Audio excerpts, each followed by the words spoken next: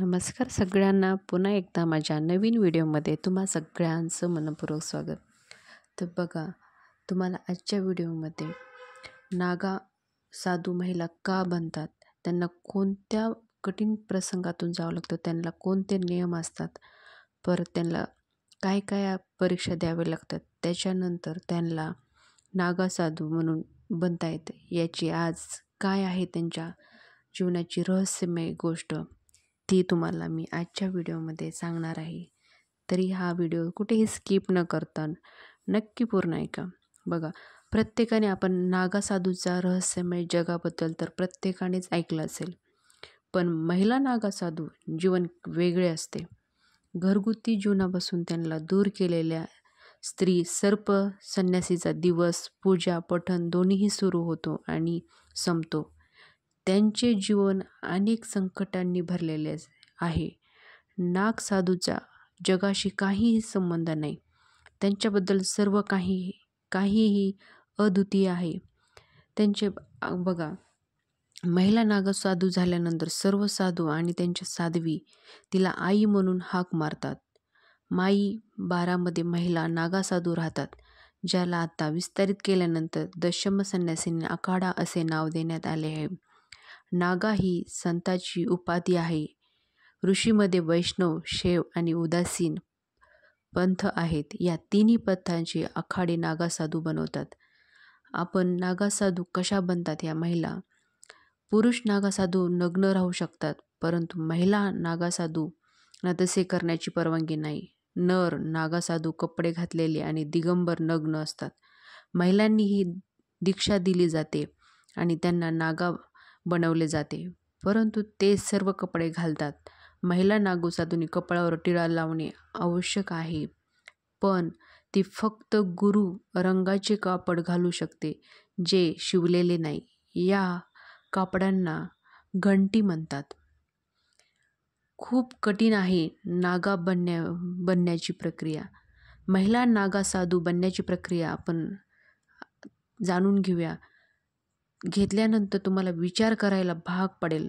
महिला नागू साधूचे जीवन खूप कठीण असते. नागा साधू बनण्यासाठी त्यांना खूप खडतर परीक्षेला सामोरे जावे लागते. नागा साधू किंवा संन्यासी होण्यासाठी 10 ते 15 वर्ष कठोर त्यांना ब्रह्मचर्याचे पाळणे आवश्यक आहे. नागा साधू बनण्यासाठी तिला तिच्या गुरुला पटवून द्यावे लागते की ती पात्र आहे आणि आता देवाला समर्पित आहे. यानंतर गुरु त्यांना नागा साधू बनण्याची परवानगी देतात.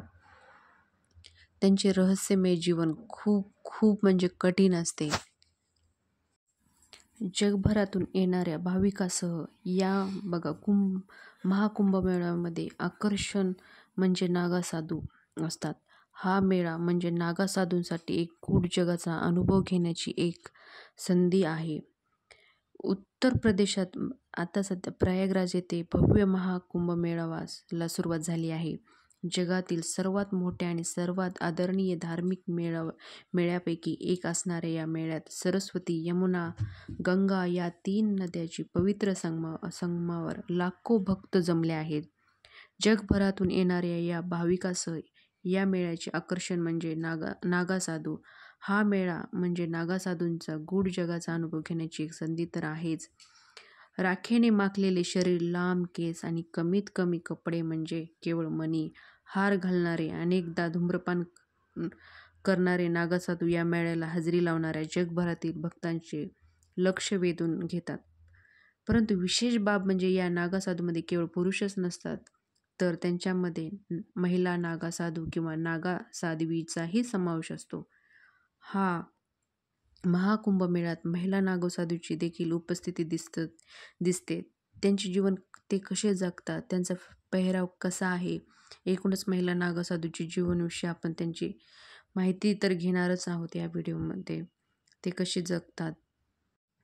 बहुतेक लोकांना नागा साधूंच्या रहस्यमय जगाबद्दल माहिती आहे, परंतु महिला नागा साधूचे आयुष्य वेगळे असते. महिला नागा साधू हे कौटुंबिक जीवनापासून दूर आहेत. त्यांचा दिवस पूजेने सुरू होतो आणि संपतो. एका महिला नागा साधूचे जीवन अनेक अडचणींनी भरलेले असते. महिला नागा साधूंना जगात काहीही रस नाही.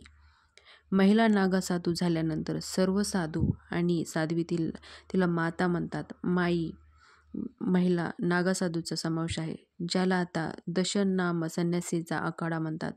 नागा हे ऋषी आणि संतांमध्ये एक उपाधी आहे. साधूमध्ये वैष्णव, शैव आणि उदासी पंथ हे तिन्ही पंथाचे आखाडे नागा साधूमध्ये निर्माण करतात. नागा साधू बनण्यापूर्वी महिलेचे भूतकाळ पाहिले जाते की ती देवाला समर्पित आहे की नाही, आणि नागा साधू बनल्यानंतर ती कठीण साधना करू शकेल की नाही हे तपासले जाते.